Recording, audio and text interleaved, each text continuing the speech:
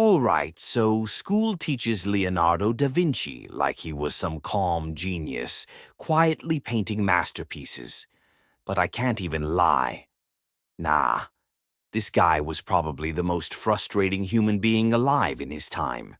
Imagine hiring the smartest artist in the world, and he refuses to finish the job because he got distracted studying how water moves around rocks. That was normal for him.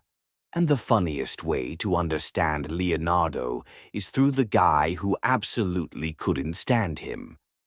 The beef. So Florence, around the 1500s, two artists living there at the same time. One is intense, angry, obsessed with grinding and proving himself. The other is wandering around dissecting bodies and staring at clouds. Complete opposite personalities. Michelangelo believed greatness came from suffering and discipline. Leonardo believed you needed to understand reality before you could represent it. They didn't respect each other at all, each thinking the other was trash. There's even a moment recorded where a group of people asked Leonardo to explain a difficult poem, basically asking him to show off his intelligence. Michelangelo walks by and says, "Why don't you ask the guy who couldn't cast his horse statue?" That's Renaissance trash talk, fighting words. Then the city gives them both a massive job: paint giant battle scenes on opposite walls of the same hall, basically a public art showdown. A modern-day graffiti battle, whole city waiting, and neither finishes. But for Leonardo, that wasn't failure. That was normal. And what makes it funnier, they weren't just different artists. They were different types of intelligence. Michelangelo attacked problems. Leonardo circled them. Michelangelo would stare at a block of marble and force the statue out of it.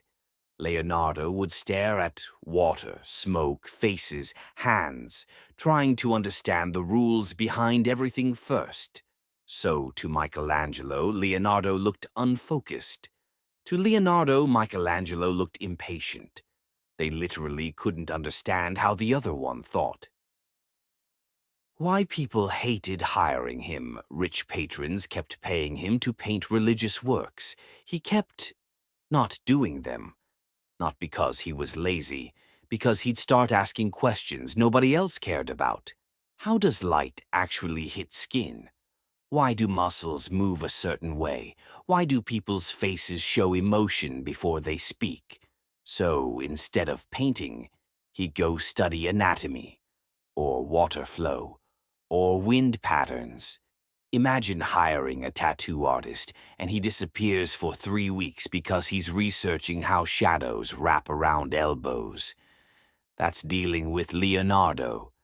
There's even stories of him taking forever to paint faces because he'd go outside and watch people in crowds. He'd look for suspicion, confusion, jealousy, not just beauty. Because he thought art wasn't copying appearance, it was copying behavior. So a simple commission could turn into months of observation. Great for history, terrible for clients. The body stuff. Here's where it gets weird. He dissected human corpses, at night, secretly. Not for horror, for accuracy. He wanted to know exactly how tendons pulled fingers and how expressions formed in the face. At the time, this was extremely taboo. But he was obsessed with understanding how the machine worked. He didn't want to paint humans. He wanted to understand humans. He also studied how hands worked obsessively. Not just how they looked, how tension moved through fingers. That's why in his paintings hands feel alive. Most artists painted hands as shapes. He painted them like they had weight, because he knew exactly what was happening under the skin. The horse. A duke hires him to make the biggest bronze horse statue ever attempted. He studies horses obsessively, measures them, draws hundreds of sketches, builds a giant clay model, everyone ready for history. And then it never becomes bronze. War uses the metal. Some say bad luck. Others think once Leonardo solved the engineering challenge in his head, he mentally moved on. To him, the real achievement was figuring it out, not finishing it. Mona Lisa. Now the wild part. The Mona Lisa, most famous painting on Earth, he didn't even treat like a serious commission. He kept it with him for years, kept adjusting microscopic details, never delivered it, because he wasn't painting a woman. He was experimenting with perception, how tiny shadow changes affect emotion, how a face feels alive.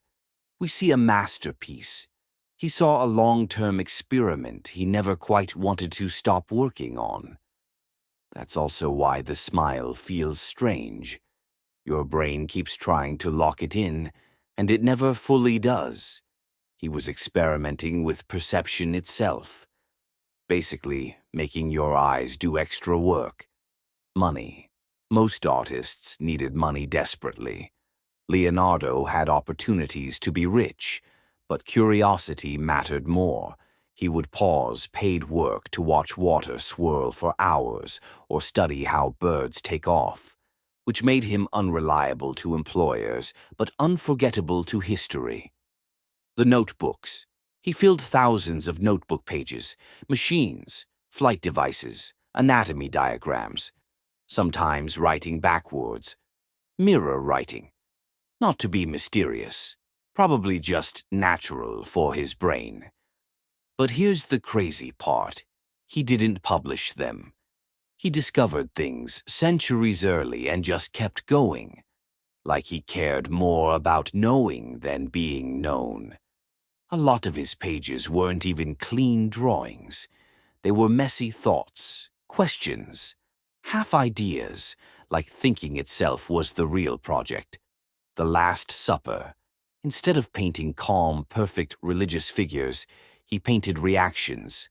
Shock, suspicion, people leaning and questioning. They looked human, which was radical then.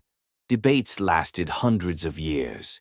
But the bigger point, he made sacred art feel real. Why he never finished. Here's the pattern. Leonardo stopped projects once he understood them. Finishing wasn't the goal. Learning was. Painting was investigation. Once the mystery in his head was solved, he wanted the next mystery. This drove everyone crazy in his lifetime. But it's why he influenced art, science, anatomy, and engineering all at once. Leonardo da Vinci wasn't important because he finished masterpieces. He was important because he refused to stop questioning everything. And honestly, if your brain jumps between interests constantly and normal structure feels impossible, you probably would have frustrated people back then too. Sometimes the hardest people to work with are the ones actually seeing further,